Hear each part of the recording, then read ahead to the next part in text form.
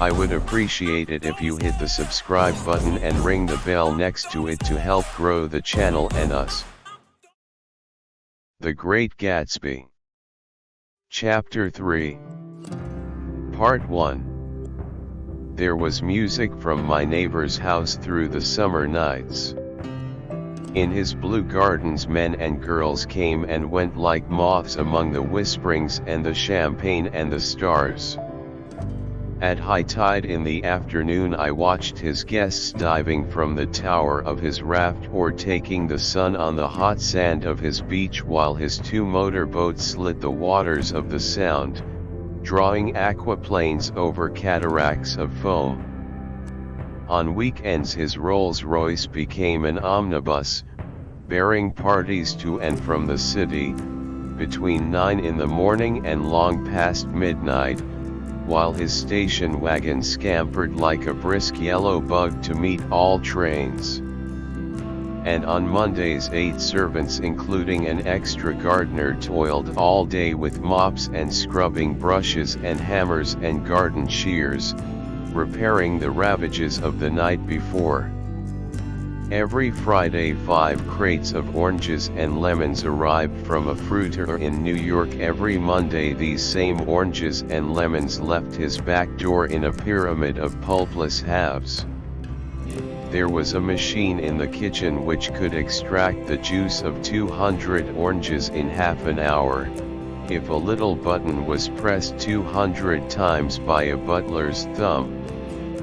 At least once a fortnight a corps of caterers came down with several hundred feet of canvas and enough colored lights to make a Christmas tree of Gatsby's enormous garden. On buffet tables, garnished with glistening hors d'oeuvre, spiced baked hams crowded against salads of harlequin designs and pastry pigs and turkeys bewitched to a dark gold. In the main hall a bar with a real brass rail was set up, and stocked with gins and liquors and with cordials so long forgotten that most of his female guests were too young to know one from another. By 7 o'clock the orchestra has arrived, no thin 5-piece affair but a whole pitful of oboes and trombones and saxophones and viols and cornets and piccolos and low and high drums. The last swimmers have come in from the beach now and are dressing upstairs. The cars from New York are parked 5 deep in the drive, and already the halls and salons and verandas are gaudy with primary colors and hair shorn in strange new ways and shawls beyond the dreams of Castile. The bar is in full swing and floating rounds of cocktails permeate the garden outside until the air is alive with chatter and laughter and casual innuendo and introductions forgotten on the spot and enthusiastic meetings between women who never knew each other's names. The lights grow brighter as the earth lurches away from the sun, and now the orchestra is playing yellow cocktail music and the opera of voices pitches a key higher. Laughter is easier, minute by minute, spilled with prodigality, tipped out at a cheerful word. The groups change more swiftly, swell with new arrivals, dissolve and form in the same breath. Already there are wanderers, confident girls who weave here and there among the stouter and more stable, become for a sharp, joyous moment the center of a group and then excited with triumph glide on through the sea change of faces and voices and color under the constantly changing light. Suddenly one of these gypsies in trembling opal seizes a cocktail out of the air, dumps it down for courage and moving her hands like Frisco dances out alone on the canvas platform. A momentary hush, the orchestra leader varies his rhythm obligingly for her and there is a burst of chatter as the erroneous news goes around that she is Gilda Gray's understudy from the Follies. The party has begun. I believe that on the first night I went to Gatsby's house I was one of the few guests who had actually been invited. People were not invited, they went there. They got into automobiles which bore them out to Long Island and somehow they ended up at Gatsby's door. Once there they were introduced by somebody who knew Gatsby, and after that they conducted themselves according to the rules of behavior associated with amusement parks. Sometimes they came and went without having met Gatsby at all, came for the party with a simplicity of heart that was its own ticket of admission. I had been actually invited. A chauffeur in a uniform of robin's egg blue crossed my lawn early that Saturday morning with a surprisingly formal note from his employer. The honor would be entirely Gatsby's, it said, if I would attend his little party that night. He had seen me several times and had intended to call on me long before, but a peculiar combination of circumstances had prevented it. Signed, J. Gatsby, in a majestic hand. Dressed up in white flannels, I went over to his lawn a little after 7 and wandered around rather ill at ease among swirls and eddies of people I didn't know, though here and there was a face I had noticed on the commuting train. I was immediately struck by the number of young Englishmen dotted about, all well dressed, all looking a little hungry, and all talking in low earnest voices to solid and prosperous Americans.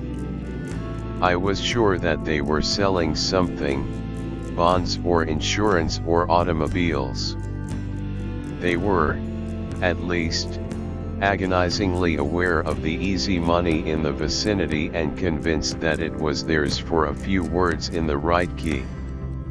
As soon as I arrived I made an attempt to find my host, but the 2 or 3 people of whom I asked his whereabouts stared at me in such an amazed way and denied so vehemently any knowledge of his movements that I slunk off in the direction of the cocktail table, the only place in the garden where a single man could linger without looking purposeless and alone. I was on my way to get roaring drunk from sheer embarrassment when Jordan Baker came out of the house and stood at the head of the marble steps, leaning a little backward and looking with contemptuous interest down into the garden. Welcome or not, I found it necessary to attach myself to someone before I should begin to address cordial remarks to the passers-by. Hello, I roared, advancing toward her. My voice seemed unnaturally loud across the garden. I thought you might be here, she responded absently as I came up. I remembered you lived next door too. She held my hand impersonally, as a promise that she'd take care of me in a minute, and gave ear to 2 girls in twin yellow dresses who stopped at the foot of the steps. Hello, they cried together. Sorry you didn't win. That was for the golf tournament. She had lost in the finals the week before. You don't know who we are, said one of the girls in yellow, but we met you here about a month ago. You've dyed your hair since then, remarked Jordan, and I started, but the girls had moved casually on and her remark was addressed to the premature moon, produced like the supper, no doubt, out of a caterer's basket. With Jordan's slender golden arm resting in mine we descended the steps and sauntered about the garden. A tray of cocktails floated at us through the twilight and we sat down at a table with the 2 girls in yellow and 3 men, each one introduced to us as Mr. Mumble. Do you come to these parties often? Inquired Jordan of the girl beside her. The last one was the one I met you at, answered the girl, in an alert, confident voice. She turned to her companion. "Wasn't it for you, Lucille?" "It was for Lucille, too." "I like to come," Lucille said. "I never care what I do, so I always have a good time. When I was here last I tore my gown on a chair, and he asked me my name and address. Inside of a week I got a package from Croeriers with a new evening gown in it." "Did you keep it?" asked Jordan. "Sure I did. I was going to wear it tonight, but it was too big in the bust and had to be altered. It was gas blue with lavender beads. $265. There's something funny about a fellow that'll do a thing like that," said the other girl eagerly. "He doesn't want any trouble with anybody." "Who doesn't?" I inquired. "Gatsby. Somebody told me." The two girls and Jordan leaned together confidentially. "Somebody told me they thought he killed a man once." A thrill passed over all of us. The three Mr. Mumbles bent forward and listened eagerly. "I don't think it's so much that," argued Lucille skeptically. "It's more that he was a German spy during the war." One of the men nodded in confirmation. "I heard that from a man who knew all about him, grew up with him in Germany," he assured us positively. "Oh, no," said the first girl, "it couldn't be that, because he was in the American Army during the war." As our credulity switched back to her, she leaned forward with enthusiasm. "You look at him sometimes when he thinks nobody's looking at him. I'll bet he killed a man." She narrowed her eyes and shivered. Lucille shivered. We all turned and looked around for Gatsby. It was testimony to the romantic speculation he inspired that there were whispers about him from those who found little that it was necessary to whisper about in this world. The first supper, there would be another one after midnight, was now being served, and Jordan invited me to join her own party, who were spread around a table on the other side of the garden. There were three married couples and Jordan's escort, a persistent undergraduate given to violent innuendo and obviously under the impression that sooner or later Jordan was going to yield him up her person to a greater or lesser degree. Instead of rambling, this party had preserved a dignified homogeneity, and assumed to itself the function of representing the staid nobility of the countryside, East Egg condescending to West Egg, and carefully on guard against its spectroscopic gaiety. "Let's get out," whispered Jordan, after a somehow wasteful and inappropriate half hour. "This is much too polite for me." We got up, and she explained that we were going to find the host. "I had never met him," she said, "and it was making me uneasy." The undergraduate nodded in a cynical, melancholy way. The bar, where we glanced first, was crowded, but Gatsby was not there. She couldn't find him from the top of the steps, and he wasn't on the veranda. On a chance we tried an important-looking door, and walked into a high Gothic library, paneled with carved English oak, and probably transported complete from some ruin overseas. A stout, middle-aged man with enormous owl-eyed spectacles was sitting somewhat drunk on the edge of a great table, staring with unsteady concentration at the shelves of books. As we entered, he wheeled excitedly around and examined Jordan from head to foot. "What do you think?" he demanded impetuously. About what? He waved his hand toward the bookshelves. About that. As a matter of fact, you needn't bother to ascertain. I ascertained. They're real. The books. He nodded. Absolutely real, have pages and everything. I thought they'd be a nice durable cardboard. Matter of fact, they're absolutely real. Pages, and here. Let me show you. Taking our skepticism for granted, he rushed to the bookcases and returned with volume 1 of the Stoddard Lectures. See, he cried triumphantly. It's a bona fide piece of printed matter. It fooled me. This fella's a regular Velasco. It's a triumph. What thoroughness. What realism. Knew when to stop too, didn't cut the pages. But what do you want? What do you expect? He snatched the book from me and replaced it hastily on its shelf, muttering that if one brick was removed the whole library was liable to collapse. Who brought you? He demanded. Or did you just come? I was brought. Most people were brought.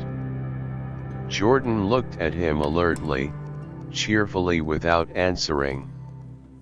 I was brought by a woman named Roosevelt, he continued. Mrs. Claude Roosevelt. Do you know her? I met her somewhere last night. I've been drunk for about a week now, and I thought it might sober me up to sit in a library. Has it? A little bit, I think. I can't tell yet. I've only been here an hour. Did I tell you about the books? They're real. There, you told us. We shook hands with him gravely and went back outdoors. There was dancing now on the canvas in the garden, old men pushing young girls backward in eternal graceless circles, superior couples holding each other tortuously, fashionably, and keeping in the corners, and a great number of single girls dancing individualistically or relieving the orchestra for a moment of the burden of the banjo or the traps. By midnight the hilarity had increased. A celebrated tenor had sung in Italian and a notorious contralto had sung in jazz, and between the numbers people were doing stunts all over the garden, while happy vacuous bursts of laughter rose toward the summer sky. A pair of stage twins who turned out to be the girls in yellow did a baby act in costume, and champagne was served in glasses bigger than finger bowls. The moon had risen higher, and floating in the sound was a triangle of silver scales, trembling a little to the stiff, tinny drip of the banjos on the lawn. I was still with Jordan Baker. We were sitting at a table with a man of about my age and a rowdy little girl who gave way upon the slightest provocation to uncontrollable laughter. I was enjoying myself now. I had taken 2 finger bowls of champagne, and the scene had changed before my eyes into something significant, elemental, and profound. At a lull in the entertainment the man looked at me and smiled. Your face is familiar, he said, politely. Weren't you in the 3rd Division during the war? Why, yes. I was in the 9th Machine Gun Battalion. I was in the 7th Infantry until June 1918. I knew I'd seen you somewhere before. We talked for a moment about some wet, grey little villages in France. Evidently he lived in this vicinity, for he told me that he had just bought a hydroplane and was going to try it out in the morning. Want to go with me, old sport? Just near the shore along the Sound. What time? Any time that suits you best. It was on the tip of my tongue to ask his name when Jordan looked around and smiled. Having a gay time now? She inquired. Much better. I turned again to my new acquaintance. This is an unusual party for me. I haven't even seen the host. I live over there. I waved my hand at the invisible hedge in the distance, and this man Gatsby sent over his chauffeur with an invitation. For a moment he looked at me as if he failed to understand. I'm Gatsby, he said suddenly. What? I exclaimed. Oh, I beg your pardon. I thought you knew, old sport. I'm afraid I'm not a very good host. He smiled understandingly, much more than understandingly. It was one of those rare smiles with a quality of eternal reassurance in it, that you may come across 4 or 5 times in life. It faced or seemed to face the whole external world for an instant, and then concentrated on you with an irresistible prejudice in your favor. It understood you just so far as you wanted to be understood, believed in you as you would like to believe in yourself, and assured you that it had precisely the impression of you that, at your best, you hoped to convey. Precisely at that point it vanished, and I was looking at an elegant young roughneck, a year or two over 30, whose elaborate formality of speech just missed being absurd. Some time before he introduced himself I'd got a strong impression that he was picking his words with care. Almost at the moment when Mr. Gatsby identified himself, a butler hurried toward him with the information that Chicago was calling him on the wire. He excused himself with a small bow that included each of us in turn. If you want anything, just ask for it, old sport, he urged me. Excuse me. I will rejoin you later. When he was gone I turned immediately to Jordan, constrained to assure her of my surprise. I had expected that Mr. Gatsby would be a florid and corpulent person in his middle years. Who is he? I demanded. Do you know? He's just a man named Gatsby. Where is he from, I mean? And what does he do? Now you're started on the subject, she answered with a wan smile. Well, he told me once he was an Oxford man.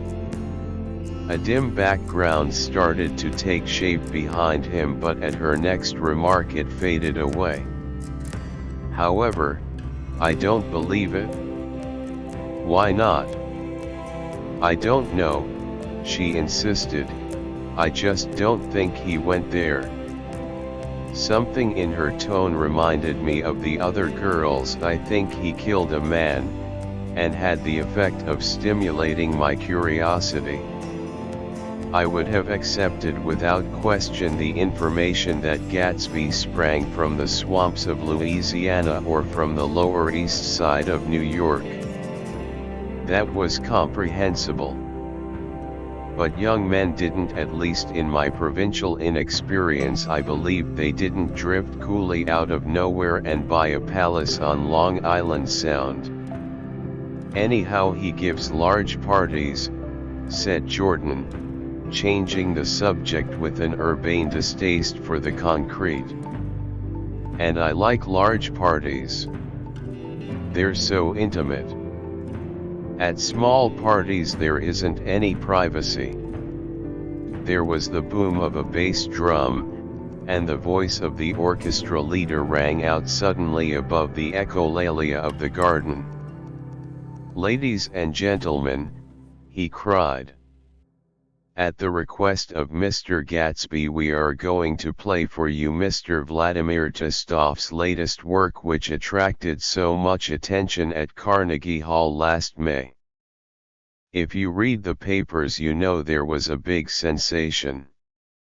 He smiled with jovial condescension and added, "some sensation," whereupon everybody laughed. "The piece is known," he concluded lustily, "as Vladimir Tostov's Jazz History of the World."